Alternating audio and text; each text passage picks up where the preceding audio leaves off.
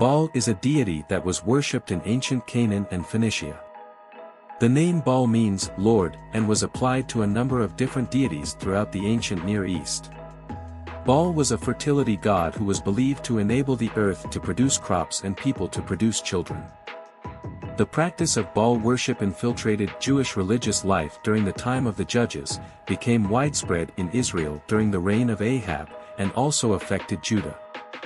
Baal was considered the most powerful of all gods, eclipsing El, who was seen as rather weak and ineffective. Baal's popularity is attested by the many copies found of the stories that make up the so-called Baal cycle, which relates how Baal conquers death and assumes the kingship of the gods. The story of Baal's descent to the underworld and return has often been cited as an early example of the dying and reviving god motif, but this has been challenged as Baal does not actually die and return to life. The Baal cycle begins with Baal, son of Dagon, confident that he will be chosen as king by El, lord of the gods. El disappoints his expectations, however, by choosing Yam, who almost instantly subjugates the other gods and forces them to work for him. Baal was also worshipped in different ways in different regions. And Baal proved to be a highly adaptable god. Various locales emphasized one or another of his attributes and developed special denominations of Baalism. Baal of Peor and Ugarit are two examples of such localized deities. According to Canaanite mythology, Baal was the son of El, the chief god, and Asherah, the goddess of the sea. In the Bible, Baal is the name given to several different deities who are designated as false gods or idols. However, it is most often used to refer to the Canaanite god worshipped by the Israelites. The worship of Baal was considered a grave sin in the eyes of God. And the prophets of the Old Testament often spoke out against it. The practice of Baal worship was eventually abandoned by the Israelites, and the name Baal became associated with evil and idolatry. In modern times, the legacy of Baal can be seen in various cultural references, such as literature, art, and even video games. Baal has been depicted in various works of art, such as paintings and sculptures, and has been referenced in literature, such as in the works of William Blake. Baal has also been featured in video games, such as Diablo 2, where he is portrayed as a powerful demon. Baal was not the only god worshipped in ancient Canaan and Phoenicia. Different regions worshipped Baal in different ways, and Baal proved to be a highly adaptable god. Various locales emphasized one or another of his attributes and developed special denominations of Baalism. Baal of Peor, Numbers 25:3, and Ugarit, Judges 8 verse 33, are two examples of such localized deities.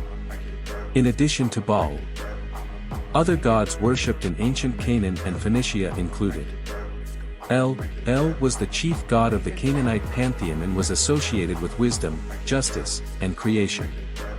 He was often depicted as an old man with a long beard and was considered the father of the gods. Asherah. Asherah was the goddess of the sea and was often associated with fertility and motherhood. She was the wife of El and the mother of Baal. Dagon. Dagon was the god of grain and agriculture and was often depicted as a half-man, half-fish creature. He was the father of Baal and was worshipped in various regions throughout the ancient Near East. Astarte. Astarte was the goddess of love, fertility, and war and was often associated with the planet Venus. She was a popular goddess throughout the ancient Near East and was worshipped in various forms. Melkart. Melkart was the god of Tyre and was often associated with Heracles. He was a popular god in the Phoenician pantheon and was worshipped throughout the Mediterranean. The worship of Baal involved various rituals and practices, which varied depending on the region and culture. Here are some of the rituals associated with the worship of Baal. Imitative magic. The worship of Baal involved imitative magic, which was believed to bring vitality to Baal in his struggle with Mot. This magic was often performed through sexual acts by both male and female participants. Sacred prostitution. The worship of Baal also involved sacred prostitution, which was believed to bring fertility and vitality to the land. This practice involved sexual acts between male and female participants, often in the context of religious festivals. Offerings and sacrifices. Baal worship involved offerings and sacrifices, which were made to appease the deity and seek his favor. These offerings could include burnt sacrifices, incense, and other offerings. Religious festivals. Baal worship was often associated with religious festivals, which were held in honor of the deity. These festivals could involve music, dancing, and other forms of celebration. Idolatry. In some cases, Baal worship was linked to idolatry, which involved the worship of physical idols or representations of the deity. This practice was condemned by the prophets of the Old Testament. Child sacrifice. The prophet Jeremiah indicates that infant sacrifice was offered to Baal as well as to other gods. This practice was condemned by the prophets of the Old Testament and was considered a grave sin in the eyes of God. Overall, the worship of Baal involved various rituals and practices, which were often associated with fertility, vitality, and the appeasement of the deity. These practices varied depending on the region and culture, but they all shared a common goal of seeking the favor of Baal and ensuring the fertility of the land.